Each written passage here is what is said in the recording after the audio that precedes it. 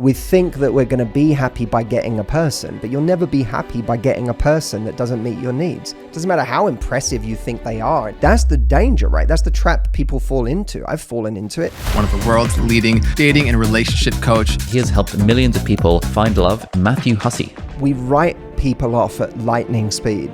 They may have a wisdom that you never picked up on. The reason so many people never reach the point of real relationship is because Hey everyone, I've got some huge news to share with you. In the last 90 days, 79.4% of our audience came from viewers and listeners that are not subscribed to this channel. There's research that shows that if you want to create a habit, make it easy to access. By hitting the subscribe button, you're creating a habit of learning how to be happier, healthier, and more healed. This would also mean the absolute world to me and help us make better, bigger, brighter content for you and the world. Subscribe right now. The #1 health and wellness podcast. Jay Shetty. Jay Shetty. The one, the only Jay Shetty. Everyone that we know since we're young wants to fall in love. And we've all heard so much advice on love that has somehow become our version of what love is. Or we've all seen so many love stories, whether it was a bad love story with our parents, whether it was a good love story with our uncles and aunts, whether it was our older brother or older sister, whoever it was. Where did your earliest ideas of love come from? And which ones do you still agree with and which ones do you disagree with? I suppose on some level, some of them must have come from my upbringing. You know, my mum talking about, you know, the kind of giddiness that she felt for my dad when they first met, and, you know, the attraction. I'm sure so much of it was songs and movies. I suppose the thing that I think about now is like what I value today is different, I think, than what I might have valued at 21. I still, you know, I very much value attraction and chemistry because I think it's going to be a long road if you're in a relationship that doesn't have those things. But the things that became kind of non-negotiables for me changed, like finding someone who brings me peace and being in a relationship that felt peaceful. That was something that made its entrance later in my life, and I paid the price for it not making its entrance sooner. I was in multiple relationships that really robbed me of my peace. And so I think that probably early on, I wasn't seeking peace. I was seeking just the ride, the experience of feeling these incredible feelings for somebody, and also perhaps being heroic to that person. I think that was probably an early idea that, you know, there had to be something heroic about the way that I showed up or presented myself. I can relate to that. And I think that for a long time that prevented me from ever really being seen. You know, if you'd have asked me at 25, are you vulnerable? I would have been like, yeah. I wouldn't have said no.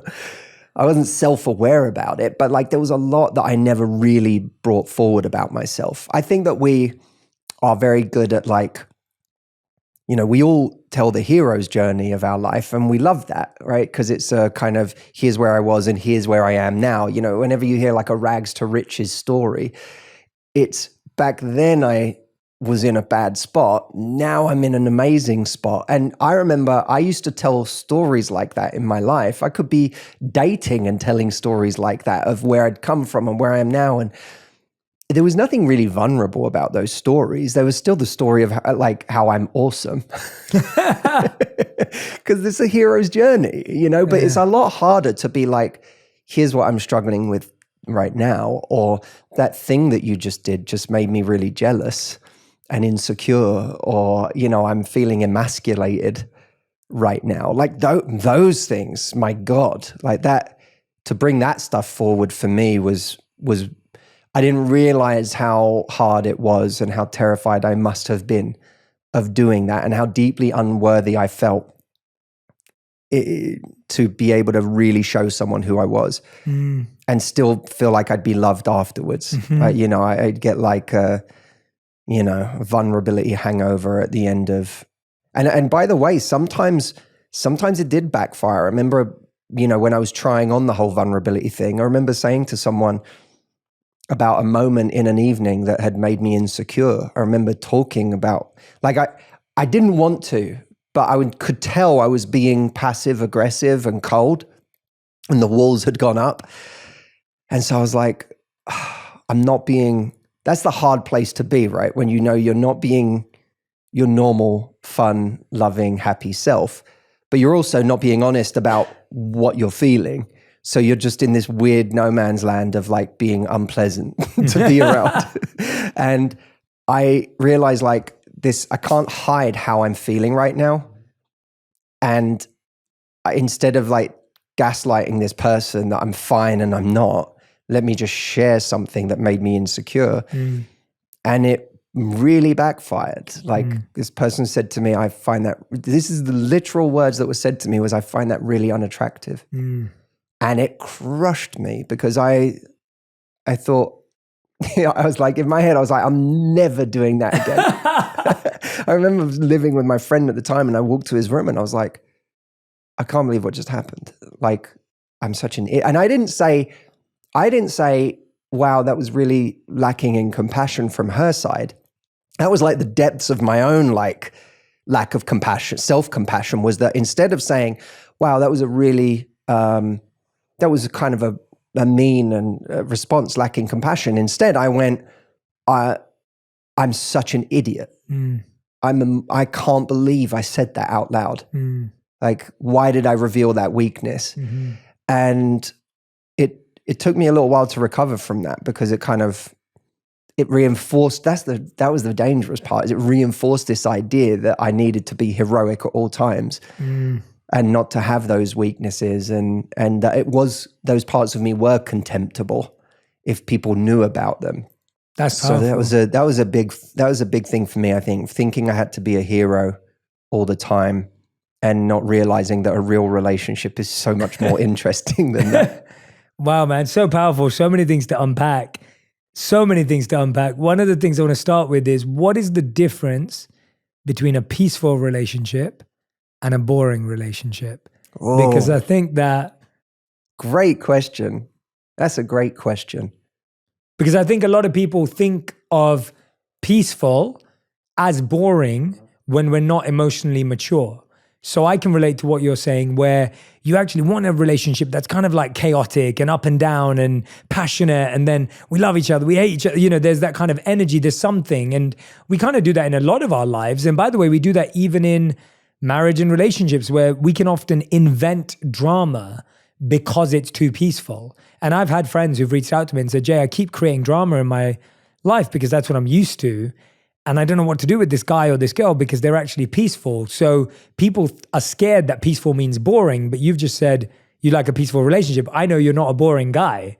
So what's the difference? So when you was just saying that, I thought to myself, there are days where I'm on time for something, and I will kind of go and do one more thing before the meeting that makes me late.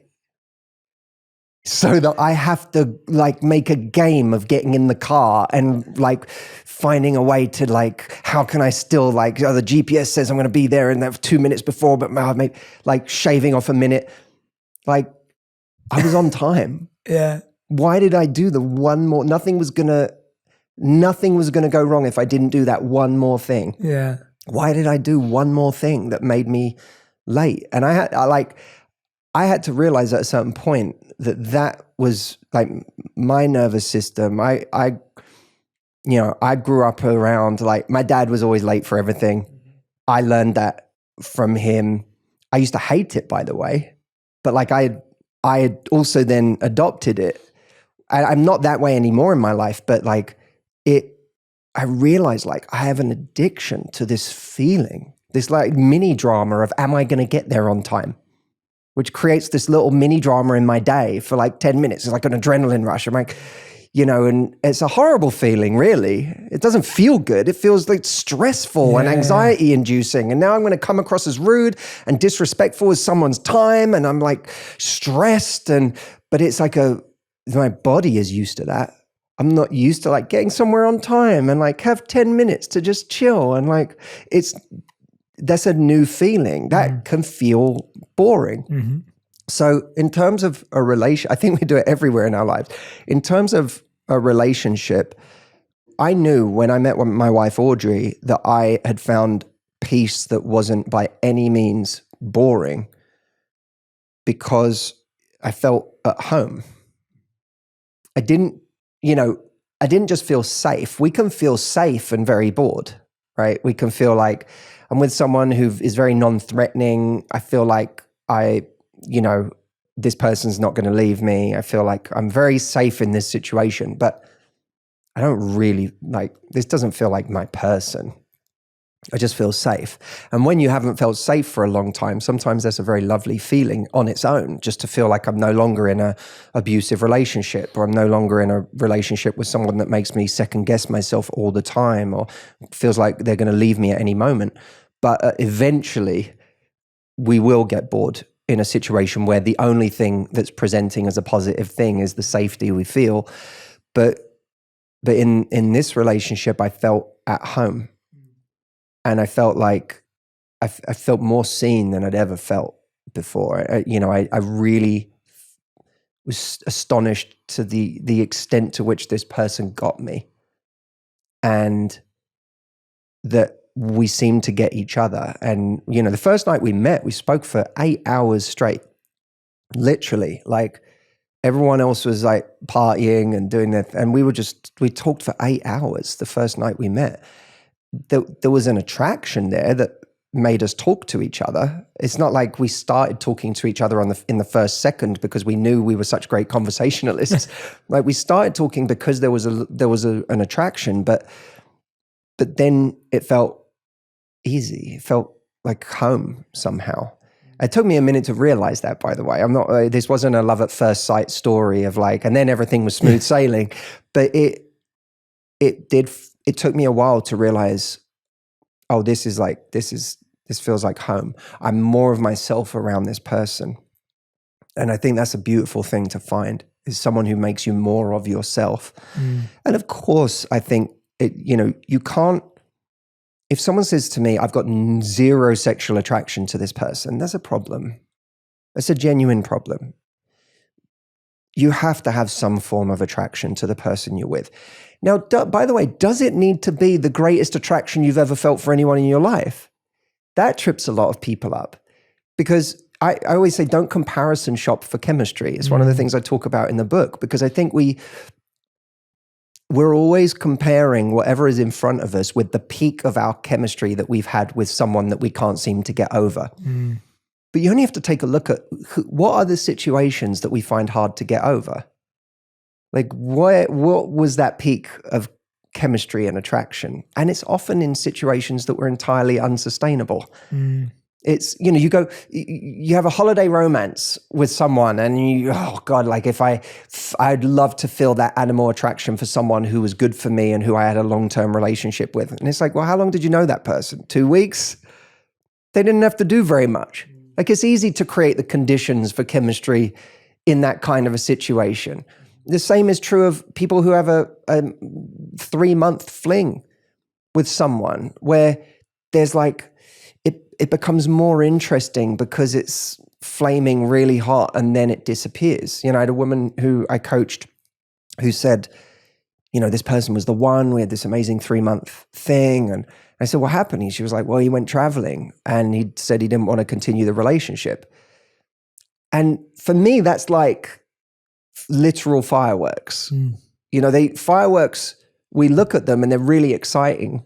And we're like, isn't this magical? And you look at those fireworks. But if those fireworks carried on for 3 hours, you'd be like, I want to go home now. Yeah. You would be bored. Yes. right? For fireworks to be exciting, They have to end. they have to end.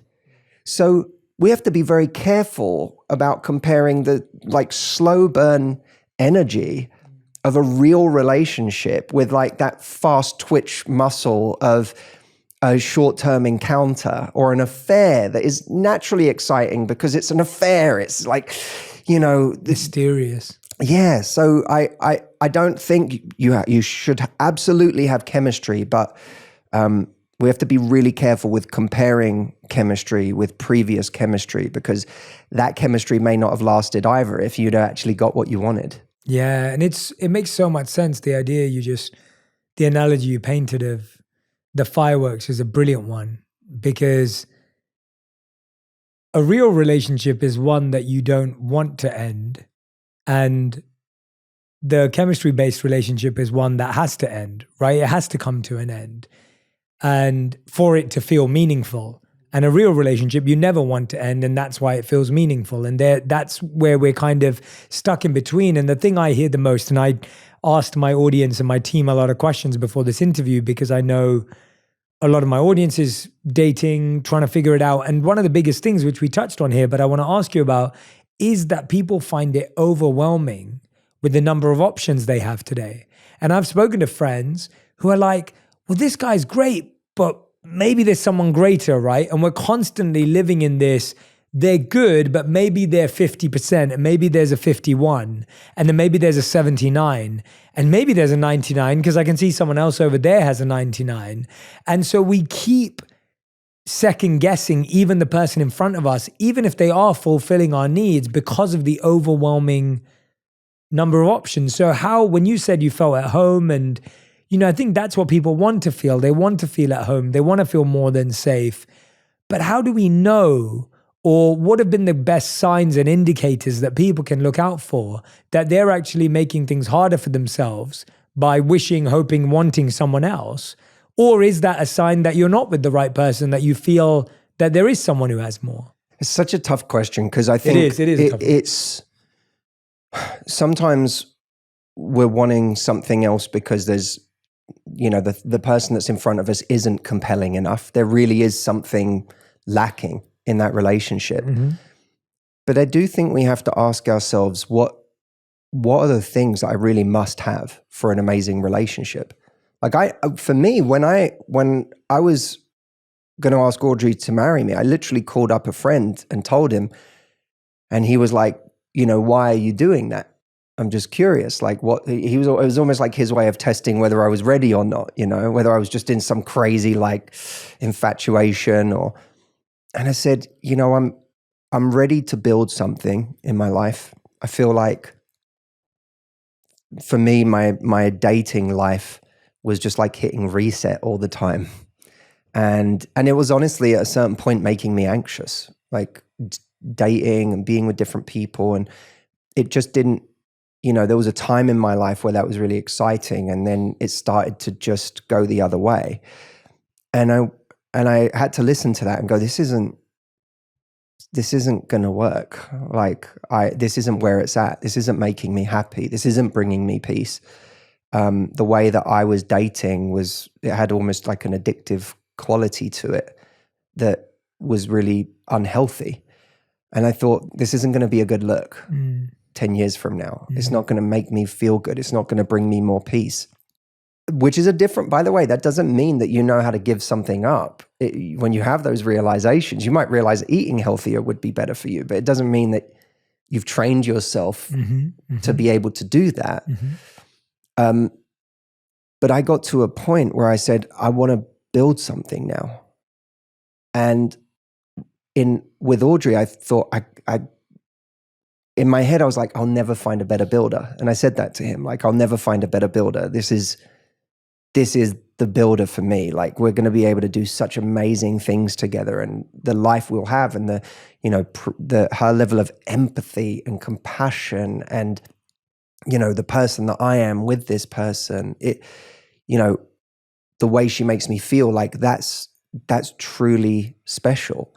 And I'm not there's the one out there kind of a person. I've never been that way. If you look anyone looks back through my videos, and you know this because we've spoken about it, back when I was single, I've never been a person who believes in the idea of the one. So I think that it's finding someone that we look at what's really important to us, not what's important on an egoic level. Because I think a lot of the things that make us question whether this person is right for us are ego-based. I don't think they're based on how we feel around this person. We worry, is this the kind of person my friends think that I should be with? Do they look the part? Are they my normal type? Do they make the right amount of money? Yeah, like has this person come in the package that I had always told myself they would come in? And those things can be really, really limiting. And they can have us like constantly trying to optimize for some version of something that we think we're supposed to be with, which is a very dangerous way to go about finding love. You can't optimize for human beings. You can optimize for a lot in life, but you're dealing with people. And by the way, even if you let go of this person, you're going to find someone else who's also imperfect, and they might, okay, this person is, scores a 7 in this area and they score a 9, but guess what? They score a 3 in this other area that you didn't even know was great in this relationship because you took for granted how amazing that person was in that way. Like it's very dangerous to optimize in that way in our love life. And I've come to really believe in life that if you find a connection that has all the right raw materials and you both have the same level of commitment, then you can build something extraordinary together. And actually the extraordinary is the thing you sculpt together. It's no different from a career. Neither you nor I started by doing our dream version of this. It's evolved and evolved and evolved and evolved. And every year you sculpt it a little closer to your ideal way of doing it all. And along the way, you do a lot of things that you don't necessarily, you're like, oh my God, I couldn't do this for a lifetime. And this part I thought I would enjoy, and I didn't enjoy it nearly as much as I thought I would. I'm going to stop doing that. And you sculpt it. Like dream careers are sculpted. They're not found. And I think that that's true of relationships as well. Like I'm more grateful for my relationship with Audrey the more time goes on. Yes. Because we keep sculpting it into something that's better and better. What that requires, which is really hard for a lot of us, myself included for many years, and this was one of the things that I think really hurt me, was I got myself into an incredibly indecisive state where I was constantly second guessing myself. And I, when we think of what are we worried about in our love life? For so many of us, it's that we're going to settle. Yes. I'm going to settle for the wrong person. Well, I think we can actually start to reclaim the language of settling and make it into a very positive thing. That what if it wasn't settling for? What if you decided to settle on? Because when you settle on someone, there's a power to that. It's like you resolve to say, I'm going to settle on this. It's like people crossing a country when a country is, it's like people crossing America and deciding when to stop. Yeah. At what point did the early settlers say, this is good enough. I don't need to keep going. Like I've found an amazing place. And when you find that place, you go, I could live here. Then you settle on it. And it's only by settling on it that you can make it great. It's only by putting your attention on it like a laser that you can see what it becomes. And I don't think that I ever really settled on anything in my love life in a way that gave it a chance to see what it could really become. And in this situation, I really gave myself that chance by saying, I'm going to go all in on this. Yeah. But she was smart because she also saw that Audrey is ridiculously perceptive and in tune with people. And she saw in me early on, like, oh, this is a pattern for him. And that doubt and that, what do I want? Is this right? And she saw that early on. And one of the things that she did was she she called me out firstly, and she was like, look, if I'm willing to like really see what this could be, and you don't seem to be in that place where you're like actually going all in and seeing what it could be. Mm-hmm. She said, so I don't want to continue if you're not going all in, because I'm not like, I'm not here for half of someone's energy. Mm-hmm. And the way she phrased it was amazing, because she said to me, look, that doesn't mean like 6 months from now we could break up. Yeah. You might decide this is wrong for you. I might decide it's wrong for me. Mm-hmm. And no one's the villain if that happens. But if you're not willing to go all in right now to at least see what it could be and give it your real effort, then this has to end here for me. And what was amazing about that is that it lowered the stakes for me, especially when she said, because I felt like, you know, in the past I didn't feel like I had hurt people, and I had been the villain, and I was like, I can't do this anymore, because I also suffer from ridiculous guilt. So I was like, I can't do this again. I was like avoidant, because I was like, I don't want to get close enough to anyone to hurt someone. If I hurt someone, I'm going to feel sick, and that's going to haunt me. And then, you know, I'm just making myself miserable and them. And so I had all this like stuff. And when she was like, if 6 months from now you decide this isn't for you, that's okay. You're allowed to do that. That lowered the stakes for me. But by also demanding as a standard, and that's what so much of this book is about, how to raise your standards and what that looks like in practice. Because I think the reason so many people never reach the point of real relationship is because they don't have standards for what they expect and how to communicate and know how to communicate those standards. But because she had a standard that she lowered the stakes, but she also had a high standard that said, this is the price of entry for continuing. That like allowed me to fully invest. Yes. And when I fully invested, that thing started to actually realize its potential, and we got to see what it actually was when I was showing up fully and she was showing up fully. So I sympathize with anyone who is struggling with those decisions in their love life. I don't judge anyone for it, because I struggled in my love life I wrote a whole chapter of the book called Never Satisfied, because I related to that idea that, you know, you find someone who you chase, who feels exciting to you, but they break your heart, or, you know, or you go for someone who feels safe and you're bored, you're doubting yourself, you're doubting whether this is the right person, and you just sort of, you know, cycle between those two different extremes. And it became not just a goal for me to help other people, it became a goal for myself to go, I need to figure out how to be happy here, because otherwise I'm going to constantly oscillate between feeling suffering because I'm chasing someone who doesn't want me, or being with someone where I feel like I'm not fully there, and that's not fair to them, and it's not fair to myself. Like, I need to figure out a way to be happy here. So much of this book is about finding that peace and that happiness that I feel really, really lucky to have been able to find in my own life, because you know, I wrote this book single, heartbroken, then dating, then, you know, falling in love. And then the last edit I did, you know, for 2 days on my honeymoon.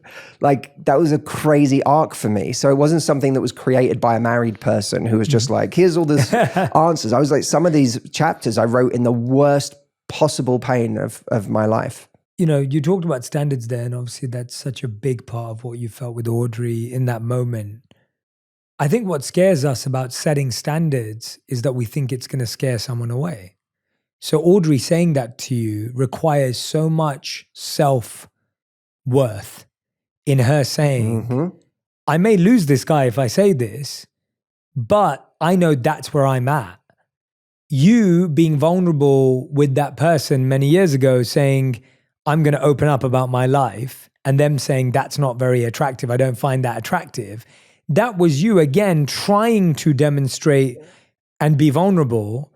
But because you were with someone who wasn't emotionally compassionate enough to receive that, And because you didn't have enough self-worth, you made it a weakness in yourself. It sounds like when Audrey said that to you, if you would have said, well, I'm not in, she would have been like, okay, cool, we're not in then. It's not happening. It doesn't sound like she would have been like, oh my God, he doesn't like me. I'm not good enough, because she had a certain standard. And that's what standards, whereas when you were trying to be vulnerable, it was like trying to be vulnerable, but it wasn't a standard yet. Well, no, it wasn't a standard. Tactics are different from standards. That's what I was Not that when I was being vulnerable, that was a tactic. No, I didn't think it was a tactic. But like, we do constantly employ faux standards that aren't really standards. They're just a tactic. So it's like, I'm not going to text this person back so that I generate interest. And then if it doesn't generate interest, 3 days later, we text them anyway. That's because it wasn't a standard. It was a tactic. Well, yeah. When a tactic we do to try and get a result. And if it doesn't work, we go for a different tactic. A standard is who we are. So well said. And we don't change it. Like, if my standard for being open and vulnerable was what I did in that moment with that person, I wouldn't have stopped doing that just because I didn't get the result that I wanted. Yes. Which was connection. I would have said, well, this is how I want to be. And come to think of it, I would have said, if I was in a better place, one of my greatest standards is to find someone who really accepts me. And if this person doesn't accept me, then my standard is going to be that, well, maybe this relationship isn't for me. You know, I want to be this vulnerable in a relationship. I want to be able to share from the heart, both the good and the bad, and my flaws and my insecurities. And if I'm not accepted, then okay, maybe it's not right. But instead, what I did was I went down a very masochistic rabbit hole of going, I'm not good enough. It's just been proven. I'm never going to reveal those weaknesses again. And I stayed, right? So you're right about Audrey, because I can guarantee you, if I had not then said, all right, I'm going to show up differently, she would have been out of there. And the big difference is we have to make the goal our happiness, not a person. You know, we think that we're going to be happy by getting a person, but you'll never be happy by getting a person that doesn't meet your needs. It doesn't matter how impressive you think they are. It doesn't. That's the danger, right? That's the trap people fall into. I've fallen into it. Someone's particularly exciting, impressive, charismatic, gorgeous. They have all these things that you go, this makes them a very valuable person. And then you say, well, my needs don't really matter anymore. The only thing that matters is I can get this person, because we think if I can get this person, then I'll be worthy and I'll be happy and it will all work out. But everyone out there, most people out there have been in a relationship where they thought it would be heaven to get someone. And then they experienced what the relationship was actually like when their needs weren't being met, when they didn't feel safe, when they didn't feel acknowledged, when they didn't receive someone's empathy, when they felt like they couldn't really be themselves around that person, when they felt like they were constantly clinging on to the relationship because they never, they were in a relationship with the person, but they never really felt like they had them. There's a special kind of hell to be in a relationship like that. And at a certain point, we have to come to realize that this relationship, I keep telling myself I'm going to die if I lose it, is worthless if I don't get these couple of things that are missing. Yeah. And so for me, one of the greatest ways to have a standard next time round is not you. There's a whole, I wrote 2 massive chapters in this book on how to be confident, but you don't even need confidence for standards in the beginning. Yes. You just need to know that I can never experience that again because it's too painful. It's like you don't need to, if I put your hand in a flame, you don't need a standard or confidence to get out of it. Yeah. You don't need self-worth to get your hand out of the flame. It's just too painful. I can't do that again. And a lot of people, especially people who leave really abusive or difficult relationships, a lot of them, when they have enough time away from it and their nervous system calms down and they start to experience a different reality. Yeah. They look back and they're like, no matter how much I still may dream about that person or fantasize about that person or, get sentimental about that relationship, when they really think about what it was like to be in it and what that person was like, they're like, I could never go back to being in that kind of a situation. Yes. So the necessity is the birthplace of standards before you ever increase your self-worth. Yeah, and I love that because I think we get so locked into like self-worth, self-confidence, self-esteem. And because that's a lifelong journey and a lifelong pursuit, you feel you can't have standards. But I want to go back to something you said, because I think this is, I'm really enjoying this conversation because I feel like we're really getting into this kind of subtle, nuanced space of what's really holding people back from having love in their life. And it's something you said earlier, which I'm kind of connecting to what you're saying now, this difference between an egoic standard, in your words, and then an emotive standard or an emotional standard. And maybe there's a better word for it that you've developed or come across, but I'm trying to separate it because I think an egoic standard is, well, yeah, that if they ask me out, they have to pay on the first date. So we start getting lost. Or like an egoic standard is they should message me first. Like, I don't think those are the types of standards that Audrey said to you or the kind of standard that you're recommending. There's this great, my favorite TikTok page to follow in the world is called Guy with the List. Have you seen this guy? No. So what he does is he'll take random videos of girls who share their icks, and they are hilarious, right? They are the most ridiculous things. Like, it's like, I don't like guys who work out with their mates, all the way through to I don't like guys with a big bum, right? Whatever it may be.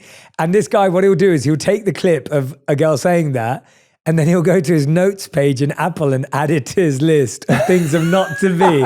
It's the best page in the world. So it's just the longest list of He's on ridiculous... 794 the last time I saw. And it's like a guy with the list. It's brilliant. And the reason I bring it up is because I think that's what we think standards are now. Yeah. And I think, to your point earlier, I think you labeled it an egoic standard.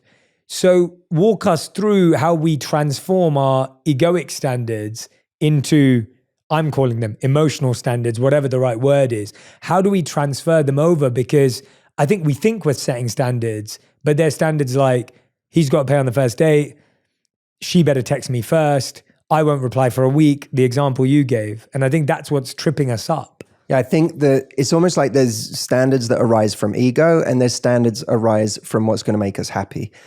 And that the two are often completely different, right? Because actually the things that make us happy can be much more subtle and less prescriptive than the things that feed our ego in some way.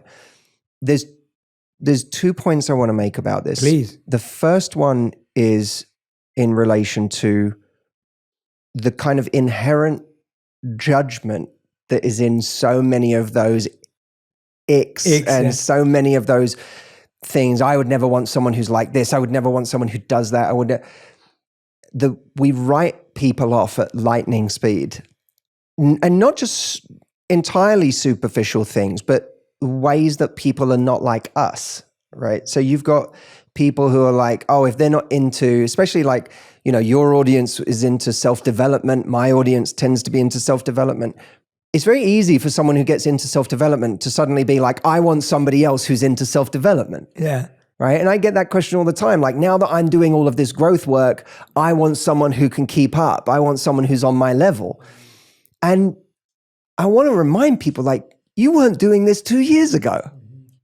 Like, this is, in a way, this is like a complete contempt you have for you 2 years ago. Wow. Before like a certain mentor or influence or something came into your life and turned you on to something.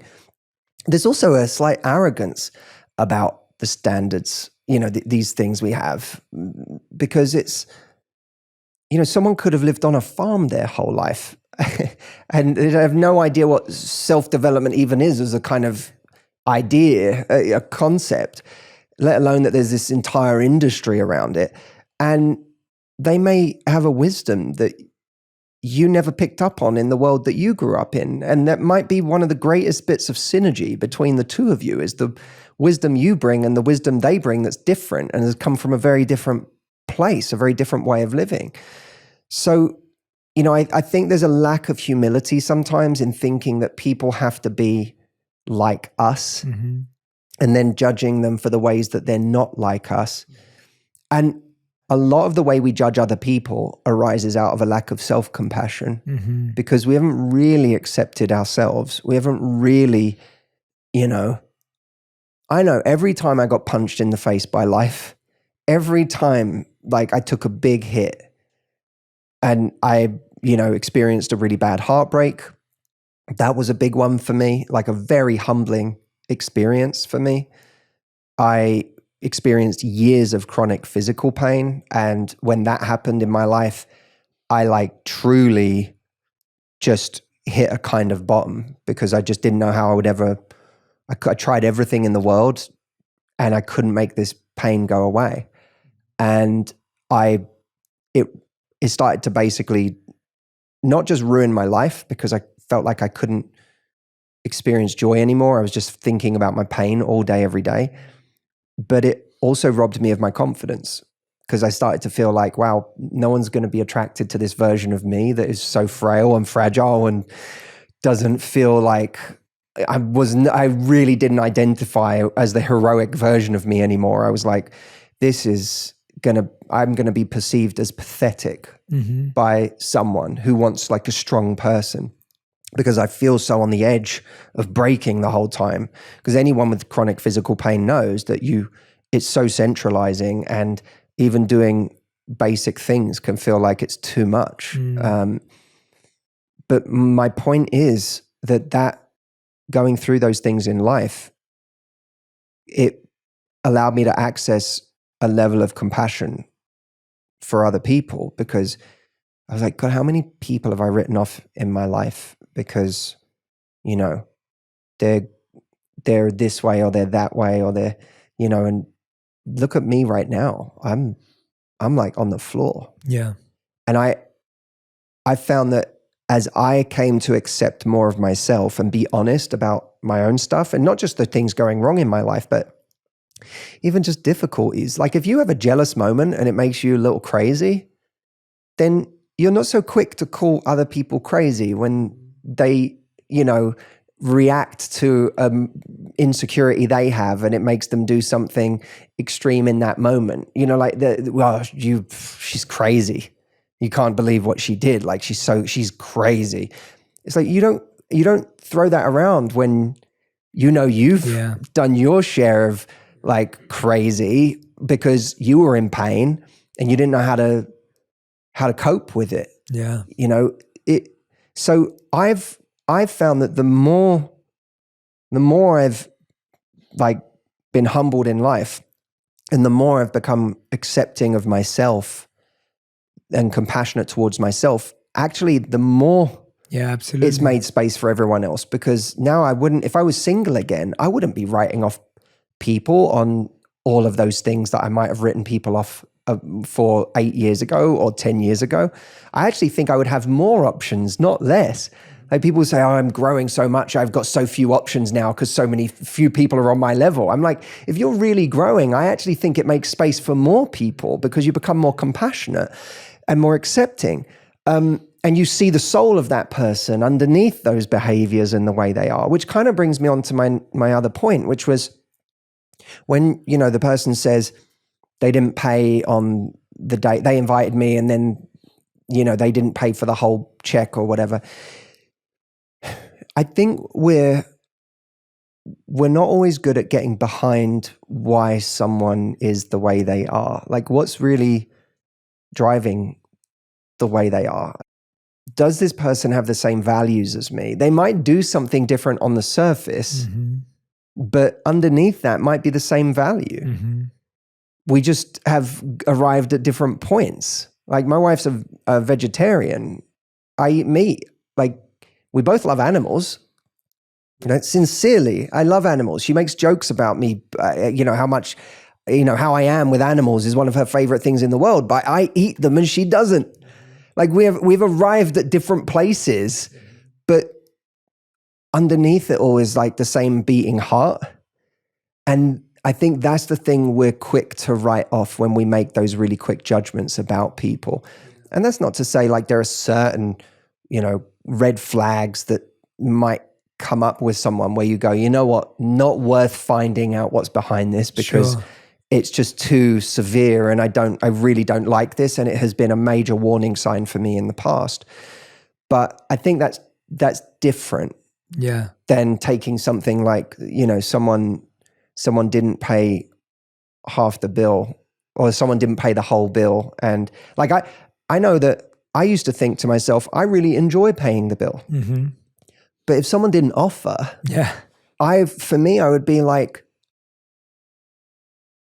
and this is even my judgment, right? Because that, for them, it might just be conditioning and it might be, there were times where I even spoke up about it, where I found myself paying constantly and I got brave enough to say, hey, it makes me feel kind of taken for granted that you don't ever offer to pay. I've been in situations like that in the past. And sometimes if you said that to someone, they'd be like, oh my God, I feel awful. Like they're so embarrassed. And they're like, they will then feel shame about it and be like, God, they look at themselves and they're like, oh, I slipped into a pattern there that I don't like. Especially if I express that it's not that I don't like paying, it's that I don't feel like we're a team. Yes. That might make someone go, well, I value being part of a team as well. And I actually don't like that you don't feel like I'm a great teammate. That's the last thing in the world I'd ever want to be. Yeah. So now like you can actually come together because of a moment where you say something like that. But I know if I was on a date when I was single and someone didn't even offer, and by the way, I would still pay. Yeah. I still wouldn't let them. Yeah. But if someone didn't offer, there would be a little piece of me that would be like, that doesn't feel like teamwork. Yeah. And maybe fine if someone invites you on a date and they let you pay half. Okay, maybe you say, I didn't love that. Yeah. But maybe you see, like maybe that needs to play out once or twice more before you decide everything that means about the person. Yeah. Well, I think you just hit the nail on the head. It's like actually having, and I know this isn't sexy and it's not popular, but it is what you're trying to say, that having the clarifying conversation around why someone behaves the way they do is far more useful as to whether this relationship has a future than what they do. So the fact that you're paying or someone's not paying actually doesn't show anything unless you had a conversation about why that's the case. And actually how they deal with that conversation and how they respond to it is going to give you all the notes you need as to whether this relationship has a future or not. Because what ends up happening, that's with a very tangible thing with paying. There could be something that person does that annoys you and you let it go for the first month. You let it go for the first 3 months. Now you move in and it triggers you and you're like, God, can you just stop doing that? You've been doing it for 9 months now. And they're like, well, wait a minute. Why didn't you just tell me that? And it's like, well, if we actually talked about it on month 1, I know Radhi and I have had so many conversations like that. And it is true that as you spend more time together, A, you discover more things you disagree on, and B, you discover more things you're grateful for. They're both happening at the same time. And the disagreement doesn't turn into a disconnect because you have the skills to say, I know how this person deals with challenging conversations because we've had them for so long. We're not waiting for 3 years to have our first challenging conversation because we've already had them about less important things. And now that we're growing up together, like, I think a lot of people aren't having the early conversations. So when it comes to like, how do we want to raise kids? Where do we want to live? What do we want to, all these are harder conversations if you haven't talked about who should pay for the bill, because these are much more bigger, emotional, conditioned decisions where people have far more stuff to pull from as to how they make it. There's so much to say about all of that. Go on, yeah, go. You're absolutely right. And Christopher Hitchens used to say it's more important how someone thinks than what they think. And I think that when we're being too judgmental or assumptive, we don't necessarily learn how someone thinks, we learn what they think. And then we discard them based on what they think or what they do. You're absolutely right that by having the conversation, you see how they deal with the conversation itself, which should, by the way, for anyone wanting a serious relationship, that should be like one of your baseline needs, is that I need someone who is willing to have real conversations with me where we can acknowledge things, because someone who can't acknowledge things can't grow, right? It's like one of the key features of narcissism is the inability to admit wrongdoing. And that breeds incompetence, by the way, because if you can't admit wrongdoing and take ownership, you can't get better at something. So, you know, whether you're dealing with narcissism or just someone who can't see themselves clearly or can't acknowledge the way you feel or the way something they've done has made you feel, if you're in that situation, it's going to be a rough relationship. So how soon do you want to find out the way the two of you engage on that level? But it's also engaging on that level is a form. This is, I think, what we forget is that, well, let me make 2 points about Please. this. I wrote an entire chapter in this book on hard conversations, not just because we tend to avoid them at all costs, because we don't like them. Like, it's like, you know, in Fight Club where he says like most men will do anything to avoid a fight. Like, it's like most people will do anything to avoid a hard conversation because we just hate. It's awkward. It's embarrassing. You know, many of us grew up not being good at confrontation or not being taught how to have healthy confrontation. And so we avoid it. And we hold on to it. And we're afraid what will happen if we speak up about our needs. I know that one thing I did a disservice to people that I had in my love life in previous times of my life, because the times where I might have really needed some time to myself, I didn't express it. And then by not expressing it, because I was afraid, I then became like resentful and avoidant and started to push that person away because I had just decided my needs couldn't be met in this relationship without giving them a chance to even see that part of me and show up for me in that way. So we do that all the way to the beginning of dating. You know, we do that when we see, you know, that I joke in the book about red flags, because I'm like, if we listen to every single piece of advice on the internet about what's a red flag, not only would everyone be undateable, so would we. Right? Like, I'd be excluded from the dating pool because I for sure have some of those red flags or have had at some point in my life. So, you know, and that's, I don't want to be hypocritical. I've been a contributor to the advice on red flags, but like when you start adding them all up, you're like, oh my God, is there any room for mistakes? Is there any room for someone to do something that, you know, isn't them on their best day? Now, Robert Greene, I heard him say, you know, if someone does something, pay attention to that, because nobody ever does anything once. If they did it once, it's a pattern. I think that's an amazing, like if I was creating a survival guide for life, that would go in it because it's great advice. But I also know that there's things I've done in my life or my relationship that I did once, especially after a hard conversation I felt bad about and decided I don't want to be that person, or I don't want to do that again. So we do want to reserve some space in life for the fact that we can learn, we can adapt, we can progress. What I know for sure is that people don't progress without the hard conversations. What we ignore, we tacitly approve. And what we point out bravely, albeit there are elegant ways to do it, and I show people elegant ways to do it. In the book, Yeah. That to me is then, you're looking for progress. Like, when I've mentioned it, does it bring us closer together? Because in the right situation, communicating should actually bring you closer together. You shouldn't feel gaslit. You shouldn't feel like you're called crazy or difficult, or that should actually bring you together. And then our standard has to be that by having that conversation, I need to see progress in that area. And if I don't see progress in that area, I'm not going to ignore the fact that there's been no progress in that area. But if there's no progress, now it has become a kind of a delusional thing to expect that they are going to change.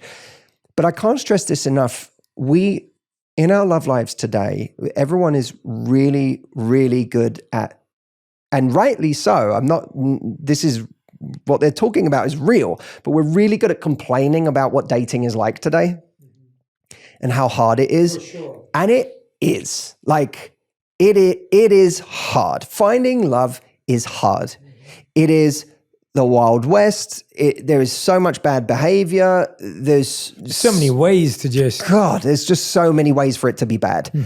And unfortunately for us, our love life is an area we can influence, but we can't control it to the level of precision that we can other areas of our lives. If we want to lose weight, we can eat better and we can work out, and our body will change. May not get to our perfect weight, but it will change reliably.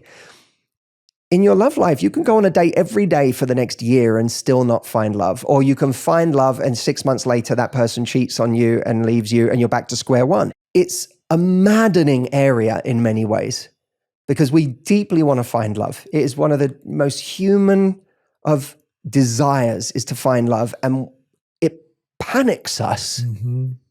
At first, it frustrates us and it makes us angry, but at some point, for many people, it panics them because they're worried, I'm never going to meet anyone. We can't just decide I'm going to find love in the next 3 months and make it happen. But what we have to start taking ownership of, and where we have to start taking our power back, is that you can go into your dating life from a place of leadership. And so many people, I think, go in with a state of following, like, what's the level right now of people's effort? What's the level of men's chivalry? What's the level of whether people pick up the phone or not instead of relentlessly texting? What's the level of communication between dates, or the what I can expect from someone in terms of assurances that we're just seeing each other? Like, there's all this rhetoric about where things are and people don't try anymore and no one wants to commit and so on. But if you're not careful, you can get into a really passive state about all of that. Mitch Albom said, if you don't like the culture, you have to be brave enough to create your own. I love that. And by the way, that's what we do in business, right? That's what you've done in your business, is that you've created a culture that you love, that is right for you. And that's what you know, in the most positive way, infect your team with, is that beautiful culture and that amazing way that you see the world and the way that you do things. And it makes your organization unlike any other in the world. It's got your thumbprint on it. That's the beauty, in a way, of starting a business, is that you get to do it your way. And our love life can be the same. We can decide, what's the culture that I want to have? Instead of commenting on culture, what's the culture I want to create in my love life? If someone, if I'm sick of this whole constant texting thing, well, why don't I be the one to leave someone a voice note today? Like, why, if someone's just sent me the 50th text, why don't I send them back when they ask me, how am I doing today? Why don't I just say, maybe it's too scary to call them, but maybe I just leave a voice note and say, hey, how you doing? I thought I'd leave you a voice note. I'm out with my sister right now. We're in IKEA. We're trying to find furniture for this thing. I'll send you a picture because I am dreading getting home and having to actually make this. Tell me about your day. Like, how you doing? Blah, blah, blah. Like, you can inject a different level of energy and enthusiasm or sexiness or flirtatiousness or whatever it may be. A little laugh here that's endearing. You can do all of that in a voice note in a way that when someone listens to it, now it's not just another text on their phone. You're like attacking a different sense. Yeah. And that will increase the level of intimacy, even just by 1%, 2%. And that might just make you, like, that's leadership, because you're not just, we spend so much time mirroring people. Like, I'm going to mirror how someone else is, what someone else is giving me in this person I'm seeing. But we have to start modeling more.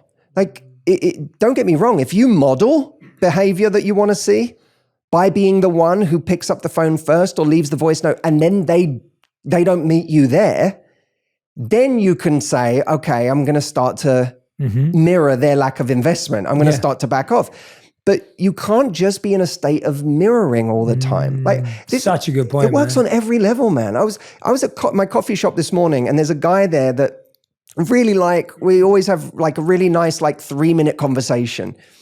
And this morning, like, it never goes further than that. But this morning, as he was going to the coffee bar, he said, "Can I get you a coffee?" Now, like, I remember in that moment, I thought that was like a little moment of like vulnerability and leadership that was like, had the potential to upgrade the relationship. Yeah, Do you know what I mean? yeah, Like, yeah. this is just another guy in a coffee shop, but it was like, oh, we might hear, you offered me a coffee, I say yes, and now like, our relationship is one where you got me a coffee. Yeah. And now we might sit for 10 minutes on, that's how things move. But they can't move if you're in this like fearful protectionist, I don't want to get hurt, I don't want to give more than the other person, I don't want to, that's not a good standard to have. A great standard to have is lead and model the kind of culture you want to see. And if someone doesn't meet you there, that's where the standard comes in. Yes. That's where of course the standard is modeling, but the counter standard, if they don't meet you there, is to say, this isn't someone I'm going to continue modeling that kind of investment for because they're not meeting me there. Yeah, that is, oh man, that is so well put. And I'm so glad that you made that so clear, because I couldn't agree with you more. I feel like we're limiting ourselves so much, and we're actually creating what you just ended on there. It's a really powerful point. We're actually creating a culture that even if this relationship lasts, it will be set at the wrong level.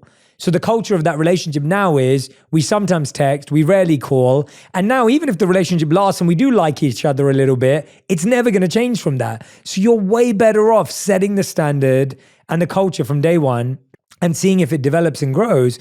And I find what most people do, and I think we've all experienced this, is for 3 to 6 months, we try and not disrupt the culture. And then 6 months later, we're like, no, but I always wanted this and I thought we were going to get there. And the person's like, no, but this is what we are.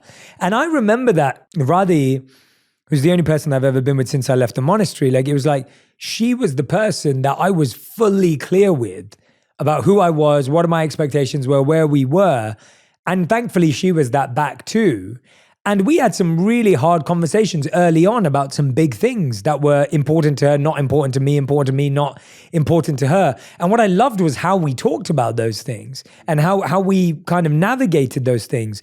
And it's not that we're perfect and we don't have issues. We have so many challenges. You know, we've been together for 11 years now. There's so many things that have come up over the years that have given us different challenges.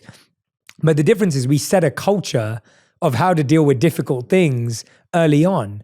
And I think what I hear time and time again, and I know you hear this probably 10x the amount I hear this, it all comes down to the fact that we want people to like us so bad that we're willing to act unlike ourselves in order for them to like us.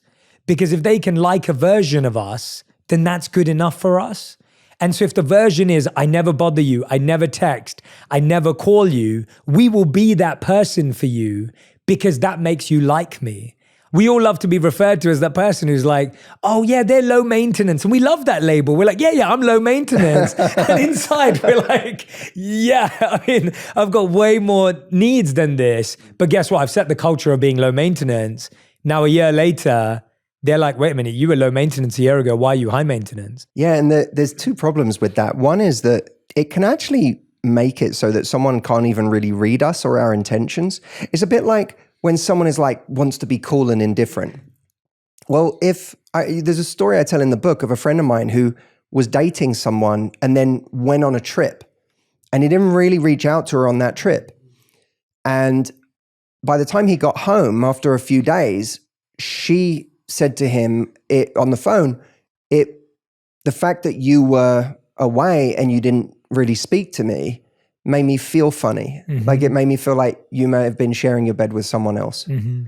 And they hadn't been on this isn't two people who had been dating for 6 months. They'd been on a couple of dates. But that was the moment when he said to me, I think I like this person. Mm. Because there was an intentionality to it. She didn't go, I'm being high maintenance by saying this. She just communicated what she was feeling. And by doing that, instead of being cool, indifferent girl, like chill, I'm chill. Like, I don't care that you didn't text me while you're away. She went, no. It made me feel funny. Yeah. Because the subtext is, it would hurt me to know, like maybe we haven't known each other that long, but it would still make me feel something to know that you'd shared your bed with someone else while you were away.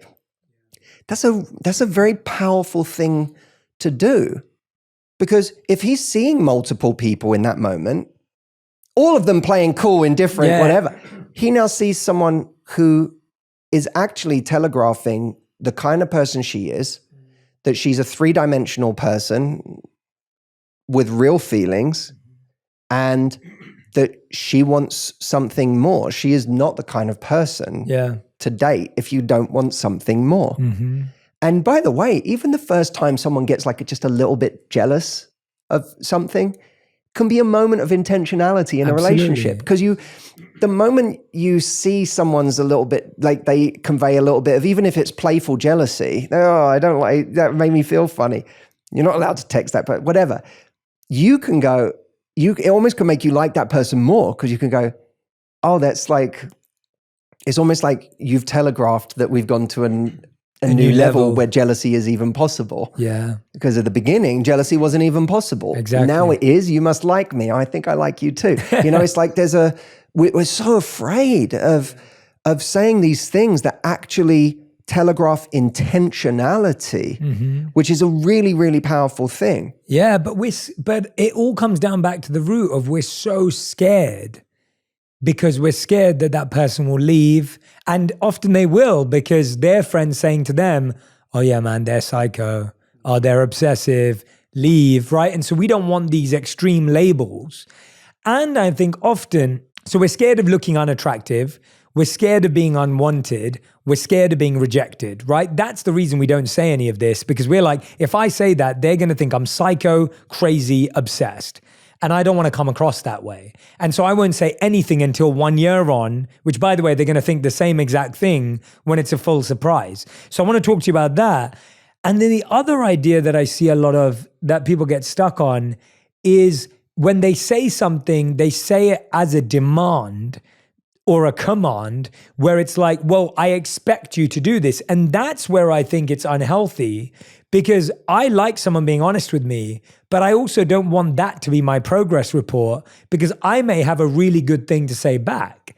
And so if I'm going to say back, if someone said that to me, like, you didn't contact me, I'll be like, yeah, you know what? When I travel, I actually really struggle to stay in touch with anyone, because I'm really trying to be present. I'm really trying to immerse. But now that I know that's a value for you, next time I go away, let's talk about how often we can both keep in touch realistically. Because I'm also not going to promise I'm going to call you every single day, even if I'm really excited about you, because I'm also going to set my standard back. And I think often people don't want to hear that either. They want to hear someone say, oh, of course, I understand everything you're saying, and I'm going to call you every day when I go away again. And so one side is you're scared of getting fully rejected, and the other side is you're scared of not getting exactly what you want. And I don't think both those expectations are useful, because you might get rejected and you're never going to get exactly what you want in an authentic way. No, and I think that's why if we're the one who wants something, we have to zoom out enough to look at whether this person and what they bring to our life and what this relationship is like holistically is enough for us. Because we may say, I want this person to call me every day, but that may genuinely not be their style, right? They're not someone who enjoys sitting on the phone as much as you do. Yeah.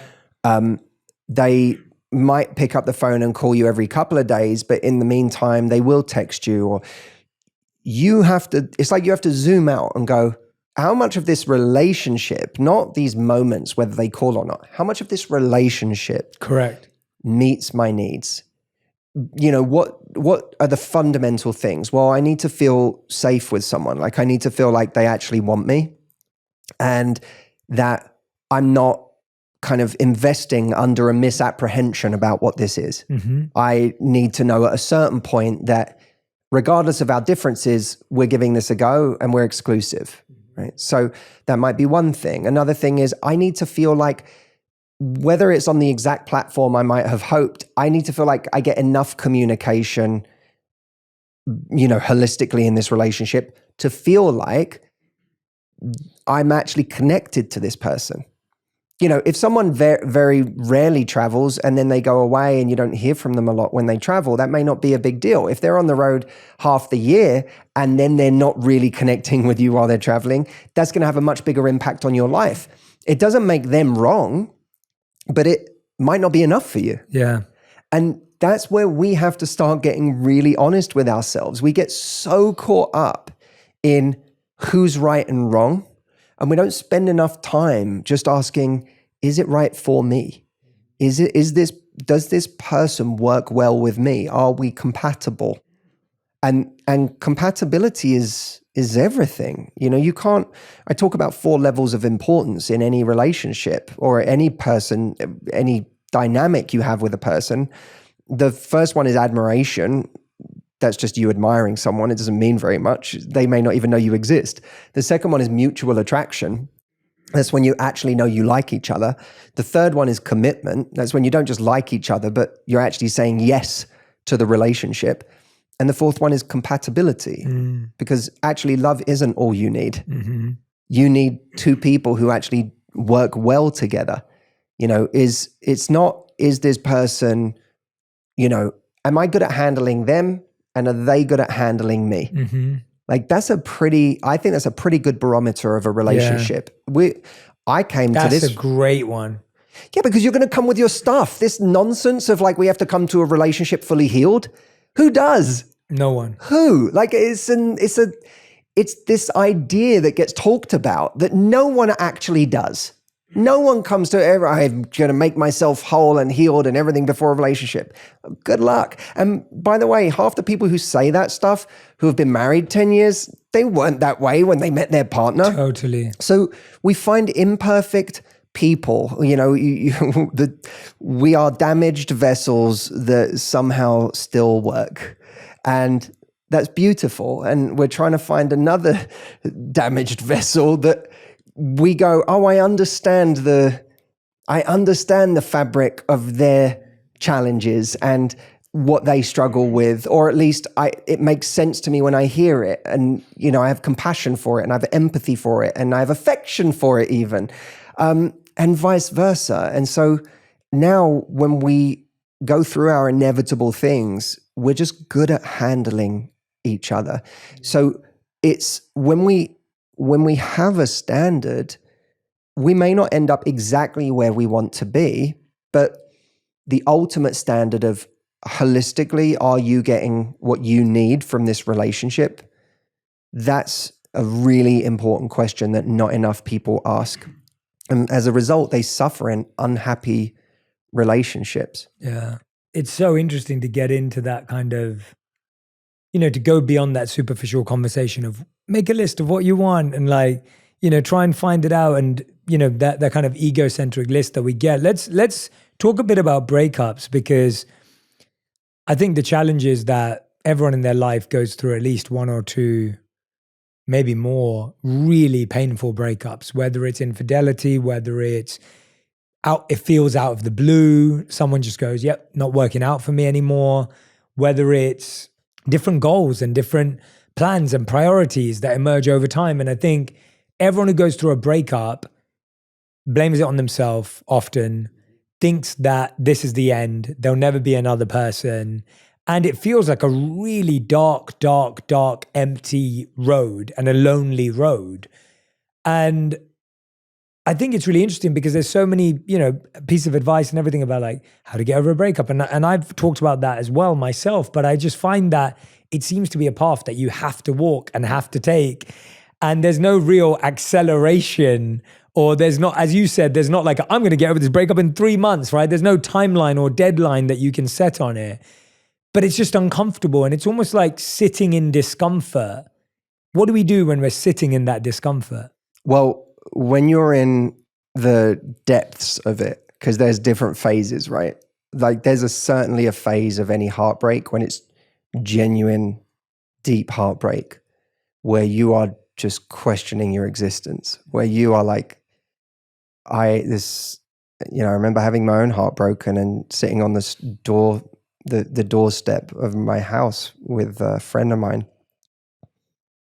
and just with tears in my eyes saying to him, I just feel like I'm not good enough. Like that was my deep sense, was that I am not good enough. And if I was good enough, I would have been able to make this work. And that's a horrible place to be. And you know, we have to have compassion for ourselves in those times, because it's brutally difficult. it's a time where we just need love, and we need to celebrate the fact that we got through another day, and that I managed to get out of bed today. And, you know, it was a heroic act for me to just get out of bed. We then have to, you know, I always think that all of these moments give us gears that we wouldn't have had otherwise. And the worst pain of my life has given me access to gears that I didn't know I had. And as much as no one wants to hear it when they're in it, those gears turn out to be really valuable. They really do. I mean, we all choose suffering in our lives. Like we choose to go to the gym. That's choosing suffering. We choose to write a book. That's choosing a form of suffering. We choose to make a podcast, or we choose to climb a literal mountain, or we choose pain in our lives regularly because we know that it gives us, there are benefits to be had. I have to argue that the benefit I have gotten from the pain that I didn't choose has been no less valuable than the benefit I've gotten from the pain I did choose. In fact, actually, I think the most valuable pain I've ever had is the pain I didn't choose. And when you realize that, you can kind of almost, I think, look at some of the worst moments of your life as like a menu of pain. And beside the item on the menu is the very specific, unique benefits that can only come from this kind of pain. And you can kind of imagine yourself choosing, retroactively choosing that pain, which is a very valuable thing to do, because I was told by a psychologist about an experiment on rats where one rat was on a wheel and was just given, the free rein to just run whenever it wanted to run. There was another rat, this was rat A. Rat B was connected to that wheel. He was on another wheel that was connected to rat A's wheel. And any time rat A chose to run, rat B had to run, right? So both doing the same amount of exercising. But at the end of the experiment, rat A shows all the positive markers of exercise, and rat B shows all the negative markers of stress. Oh, wow. Same amount of exercise. What's the difference? Well, rat A chose to run, rat B didn't. And there's something profound about that to me, because if we can take a situation that we didn't choose, who would choose to be heartbroken, right? It's the worst. It's a terrible pain. But what if in that pain you did realize, there is something here that I'm going to gain from this experience that I couldn't have any other way? That if I look on that menu of pain, this one has some really good benefits. This one has some really amazing stuff. Who I'm going to have to become to get through this, what I'm going to have to learn, the way I'm going to have to get comfortable, even just to get through a weekend right now on my own is going to be this unbelievable feat.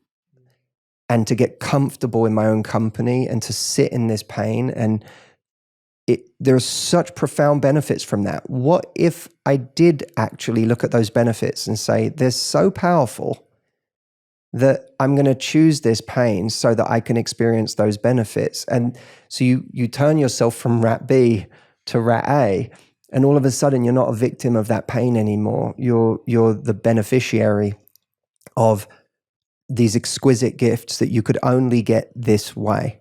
And there's one tool I've used to get through some of the worst pain of my life. And then on a psychological level with heartbreak, what I always remind people is that if anyone who doesn't choose you cannot be for you. If they don't see you, what is a relationship? It's someone sees you, they accept you, and they want that. That's the most beautiful part of a relationship. So if someone doesn't see you and accept you and want what they see, then this relationship is missing the most beautiful part of any relationship. It shouldn't even be, it shouldn't be desirable at that stage, because it's not it has failed the fundamental test of what makes a relationship worth having. We're not talking about a person who, in at least the case I feel we're talking about, the person who was taken from us by life. We're talking about a person who's just walking around somewhere, still existing on the planet, but choosing not to be with us. That should lose its romance to us. And to say, well, if that's the other game we play, is if it was a different time in life, if they were a bit older, they would have been ready to commit. If they had been in a different phase where they weren't so busy with their work, they might have had the space to really give to this relationship, but they said their work isn't allowing them to. If it's like we go through all these scenarios where it forces us into this sad love song of right person, wrong time. And that's a really pernicious story. That's a very dangerous story, because it takes what belongs in the realm of science fiction and brings it into our reality. When we're thinking about an ex from 5 years ago, and we're like, I miss them, I don't know what, you don't even know who they are anymore. That was 5 years ago. They're a different person now in many ways. You're a different person now in any way. If you got together now, you'd be getting together as different people. You miss a ghost. Person doesn't exist anymore in the way that you think they do. And when you're saying, oh, if only we met 5 years from now, it would have worked. In what parallel universe? This is science fiction. It didn't happen in this universe. So it's like, it is wishing for a parallel universe where everything, all the dominoes unfolded in a different way. It's not this universe. So we have to get out of this mindset, because it gets us bought into a science fiction story that doesn't really exist. I don't believe in the right person at the wrong time. It's the right person is right in their personality. They're ready. And their life is compatible with yours. If you're missing one of those three things, then it's not the right person. The right person has to be more than someone who you have a great time with and you like who they are and have great conversation and great intimacy. That's not the only criteria for someone who's right. So we have to stop telling ourselves the story that someone who, broke up with us, or it was bad timing or whatever, is the right person for us. That is just a story. It is not reality. The right person is the person it happens with. Matthew Hussey, book's called Love Life. That hit right there, man. That resonated so deeply. If you haven't already gone and ordered this while you're listening or watching, please, please, please go and grab this book. As you can tell, Matthew's just woven beautifully his own experiences, his own challenges, mixed in with insights, lessons, research, practical steps. I mean, it's all in the book. And today we've just given you a little tip of the iceberg of, and this was genuinely just a real conversation of me and Matthew going back and forth, which we need to do a lot more of. But just sitting here with you today, Matthew, I've gained so much, honestly. And as someone who's written a book about love too, there was so much today that I feel like we uncovered and unpacked. And so I can't wait for people to dive into Love Life, how to raise your standards, find your person, and live happily no matter what. Grab your copy now. Matthew, thank you again. Everyone who's been listening and watching, share and tag your greatest insights with me and Matthew on Instagram, on TikTok. I know you guys are cutting up all these amazing clips. Keep them coming. Let us know what resonated with you, what you're trying out, what you're practicing, what you're implementing, what's working for you, and something that you're struggling with as well. Let us know so that we can try to create more conversations and more content that can support you on your journey. Matthew, thank you. Any last words? Yeah, anything you want to share? No, I would just say, if people go to lovelifebook.com, not only can you get the book there from any retailer you want, but I'm doing an event on May 4th called Find Your Person. Oh, amazing. That's designed to be it's a virtual event, so you could do it from wherever you are in the world, wherever you buy the book from. But we're all going to get together, and I'm going to take everything that you learn from the book and apply it to a year plan with you. Oh, I love that. For anyone who is finding my person is a real priority for me in my life. It's what I deeply want. I'm not ashamed of it. I want that for myself. This is going to take all of the knowledge and the awareness and the ideas you have from the book and actually put you on a path in this live event to getting that over the course of the next year of your life. So that's lovelifebook.com. Yeah, if you go to lovelifebook.com, you can not only get the book, you can use your receipt from the book to get a free ticket to this event. It's not a paid for event. No one can come just by buying their way onto it. It's literally something that's just reserved for everyone who's getting a copy of the book. Oh, I love that. That's a beautiful idea, man. Well, yeah, lovelifebook.com, everyone. That's the place to go. If you love this episode, you're going to love my conversation with Matthew Hussey on how to get over your ex and find true love in your relationships. People should be compassionate to themselves, but extend that compassion to your future self. Because truly extending your compassion to your future self is doing something that gives him or her a shot at a happy and a peaceful life.